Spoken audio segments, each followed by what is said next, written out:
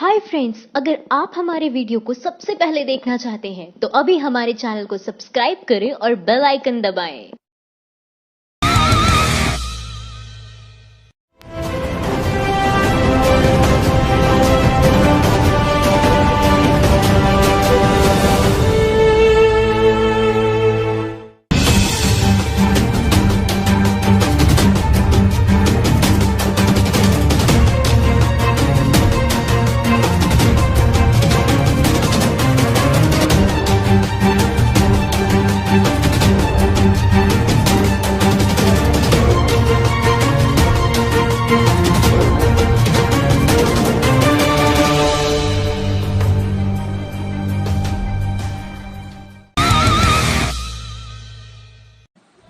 Troll और गालीबाजों के बाद चुन चुनकर गोदी पत्रकारों को फॉलो कर रहे हैं पीएम मोदी। लोग बोले दलाली रंग ला रही है।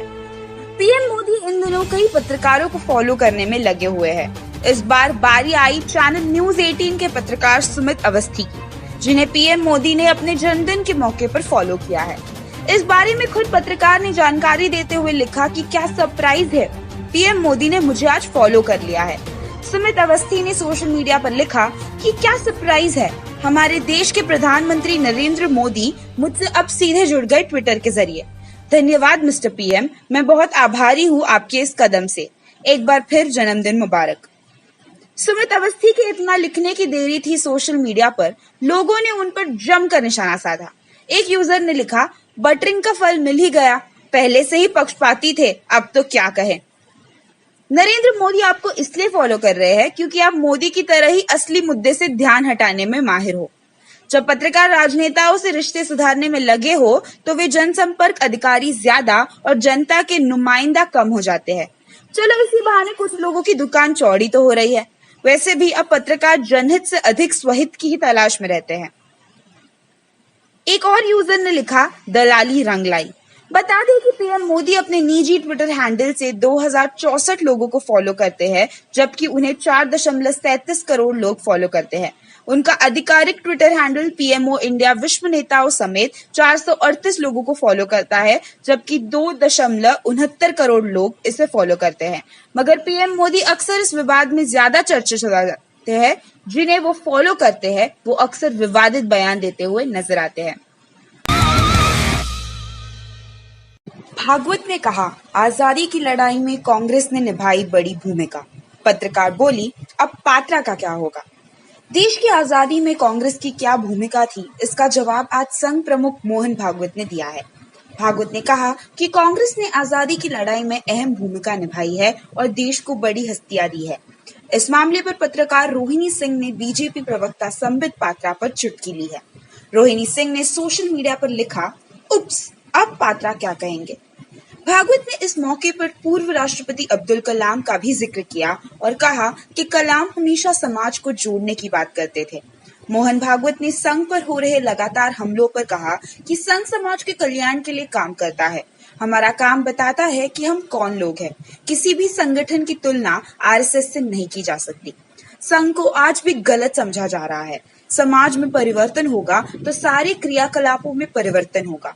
समाज में जगह जगह नायक होने चाहिए जिससे लोग प्रेरित हो। दरअसल राजधानी दिल्ली में सोमवार से राष्ट्र स्वयंसेवक संघ ने 3 दिवसीय लेक्चर सीरीज भविष्य का भारत, राष्ट्र स्वयंसेवक संघ का दृष्टिकोण का आयोजन किया है।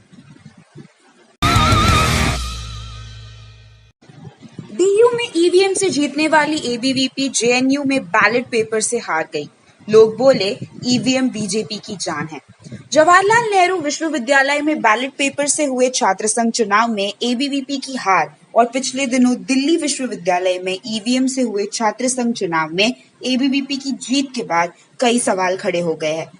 ईवीएम से जगह जगह हो रही भारतीय जनता पार्टी की जीत के बाद अब आरएसएस की छात्र इकाई एबीवीपी की जीत पर सवाल उठ रहे हैं।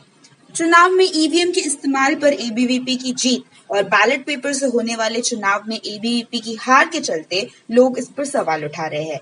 आम आदमी पार्टी के कार्यकर्ता विकास योगी ने ट्विटर पर लिखा कि पंजाब यूनिवर्सिटी में बैलेट पेपर से चुनाव हुआ तो एबीवीपी हारी।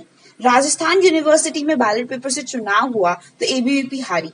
फिर दिल्ली यूनिवर्सिटी में ईवीएम से चुनाव हुआ तो एबीवीपी जीत गई और अब जवाहरलाल नेहरू विश्वविद्यालय में बैलेट पेपर से चुनाव हुआ तो एबीवीपी फिर हारी। सिर्फ राजनीति ही नहीं, अन्य क्षेत्र के लोग और आम जनता भी इस पर सवाल उठाते दिख रहे हैं। बॉलीवुड के गायक और म्यूजिक निर्माता विशाल ददलानी ने ट्विटर के जरिए इस पर अपनी प्रतिक्रिया दी है। ईवीएम से बीजेपी की जीत और बैलेट से हार पर उन्होंने लिखा है, यही कारण है कि 2019 चुनाव में ईवीएम को बैलेट पेपर से नहीं बदला जाएगा। जेएनयू छात्र संघ चुनाव के नतीजों के बाद आम जनता भी इस पर सवाल उठाते दिख रही है। एक सोशल मीडिया यूजर ने लिखा कि डूसू चुनाव में ईवीएम इस्तेमाल हुई तो बीजेपी सभी सीट जीती और जेएनयू एसयू चुनाव में बैलेट पेपर तो बीजेपी सभी सीटों पर हारी। वही आरएसएस की ओर इशारा करते हुए धर्मवीर यादव लिखते हैं, चड्डी गैंग की जान ईवीएम में बसती है, ईवीएम हटा दो इनकी जान निकल जाएगी, जिसके साथ इन्होंने बैन ईवीएम का हैशटैग भी इस्तेमाल किया है। हालांकि जेएनयू में हमेशा से लेफ्ट का दबदबा रहा है, इसलिए वहां एबीवीपी की हार पर हैरानी नहीं होनी चाहिए, मगर ईवीएम होता तो कुछ खेल करने की आशंका से इनकार नहीं किया जा सकता है। पतंजलि का पेट्रोल बेचना चाहते हैं रामदेव, बोले मोदी सरकार ठेका दे दे तो 35 रुपए लीटर बेच सकता हूँ। पेट्रोल डीजल के बढ़ते दामों पर जनता का आक्रोश देख अब भाजपा के समर्थक माने जाने वाले बाबा रामदेव भी उससे अपना पल्ला झाड़ते दिखाई दे रहे हैं। प्रधानमंत्री मोदी के नाम के कसीदे पढ़ने वाले बाबा रामदेव ने कह दिया है कि महंगाई अगले चुनाव में भाजपा को महंगी पड़ सकती है। इतना ही नहीं, रामदेव ने मोदी सरकार पर तंज कसते हुए कहा कि अगर उन्हें सरकार इजाजत दे दे तो वो देश में पेट्रोल डीजल 35 से 40 रुपए लीटर बेच सकते हैं। गौरतलब है कि देश में पेट्रोल के दाम 90 रुपए प्रति लीटर पहुंच चुके हैं। इस साल पेट्रोल की कीमतों में 12 रुपए से अधिक और डीजल की कीमत में तकरीबन 14 रुपए की बढ़ोतरी हो चुकी है। रविवार को एक कार्यक्रम में बाबा रामदेव ने महज 35 से 40 रुपए लीटर पेट्रोल डीजल बेचने का दावा करते हुए मांग की है कि पेट्रोल डीजल को जीएसटी टैक्स स्लैब के न्यूनतम दर यानी 5% पर शामिल किया जाना चाहिए। देश में बढ़ती महंगाई पर योग गुरु बाबा रामदेव ने केंद्र सरकार को आगाह किया। उन्होंने कहा कि अगर इस पर काबू नहीं पाया गया तो ये सरकार के लिए महंगा साबित होगा। भाजपा से कन्नी काटते हुए रामदेव ने ये भी कहा कि वे 2019 में भाजपा के पक्ष में प्रचार नहीं करेंगे, जैसा 2014 के चुनाव में उन्होंने प्रधानमंत्री नरेंद्र मोदी के पक्ष में सक्रियता से प्रचार किया था।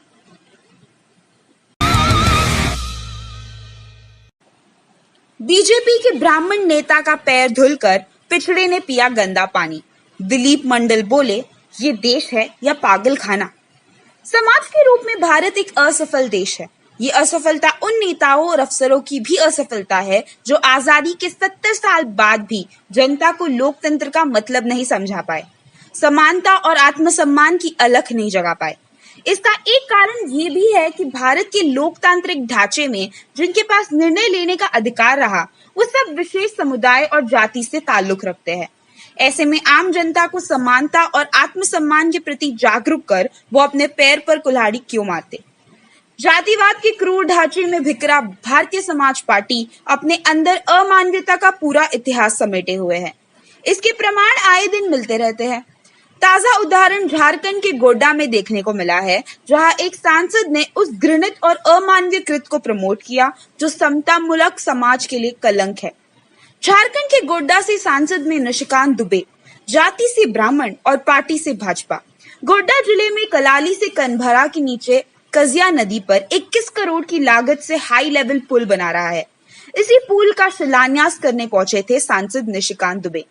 शिलान्यास समारोह के मंच पर भाषण चल रहा था। इसी बीच गोड्डा प्रखंड के पूर्व महामंत्री पवन कुमार शाह मंच पर पहुंचे और सांसद के पैर धोने लगे।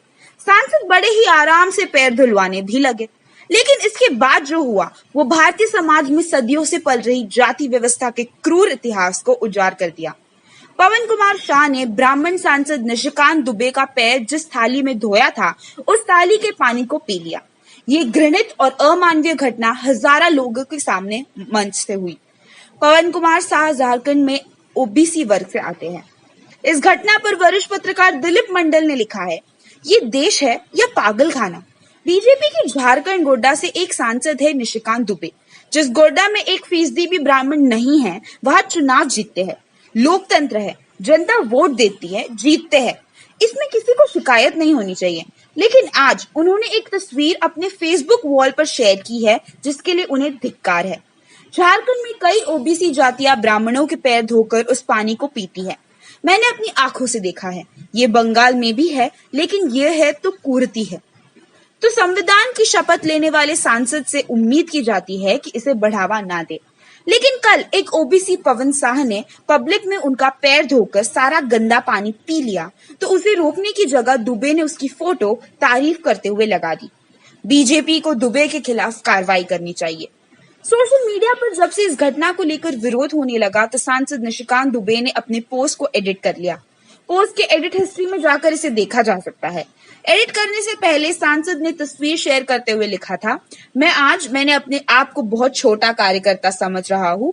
भाजपा के महान कार्यकर्ता पवन साह जी ने पुल की खुशी में हजारों के सामने पैर धोया, वो उसको अपने वादे पुल की खुशी में पिया। जय भाजपा, जय भारत। मीडिया और सोशल मीडिया पर विरोध होने के बाद निशिकांत दुबे ने अपने पोस्ट को एडिट करते हुए लिखा, आज मैं अपने आप को बहुत छोटा कार्यकर्ता समझ रहा हूँ। भाजपा के महान कार्यकर्ता पवन साह जी ने पुल की खुशी में हजारों के सामने पैर धोया, वो उसके अपने वादे पुल की खुशी में शामिल किया। काश ये मौका मुझे एक दिन माता पिता के बाद मिले, मैं भी कार्यकर्ता खासकर पवन जी का चरणामृत पीऊं। जय भाजपा, जय भारत। सोशल मीडिया पर अपने खिलाफ चल रहे विरोध के जवाब में निशिकांत दुबे ने लिखा है, अपनों में श्रेष्ठता बांटी नहीं जाती और कार्यकर्ता यदि खुशी का इजहार पैर धोकर कर रहा है तो क्या गजब हुआ। उन्होंने जनता के सामने कसम खाया था, उनको ठेस ना पहुंचे सम्मान किए। पैर धोना तो झारखंड में अतिथि के लिए होता ही है। सारे कार्यक्रम में आदिवासी महिलाएं क्या ये नहीं करती है? इसे राजनीतिक रंग क्यों घस रहे हैं? पैर अतिथि का धोना गलत है। अपने पुरखों से पूछिए, महाभारत में कृष्ण जी ने क्या पैर नहीं धोया था? लानत है घटिया मानसिकता पर। वरिष्ठ पत्रकार दिलीप मंडल ने इस घटना पर संविधान का हवाला देते हुए लिखा है, संविधान के अनुच्छेद 51A के मुताबिक हर नागरिक का कर्तव्य है कि वो वैज्ञानिक दृष्टिकोण का विकास करे। संसद सदस्य और बीजेपी नेता निशिकांत ठाकुर ने संविधान की शपथ ली है। अगर वे इस बात का प्रचार कर रहे हैं कि ओबीसी को ब्राह्मण के पैर धोकर पीना चाहिए, तो वे संविधान की शपथ भंग कर रहे हैं। वे ऐसा कर रहे हैं। भाजपा सांसद के इस कृत्य ने राजनीतिक रंग ले लिया है। बिहार के पूर्व उप मुख्यमंत्री और राजद नेता तेजस्वी यादव ने लिखा है, ये जातिवाद का पराकाष्ठा है। आरएसएस प्रमुख इसलिए कह रहे थे 800 साल बाद हमारा राज आया है ताकि एक पिछड़ा व्यक्ति वर्ण व्यवस्था में सबसे ऊपर काबिज समाज के व्यक्ति और सांसद के पैर धोकर उसका मैला पानी पी सके।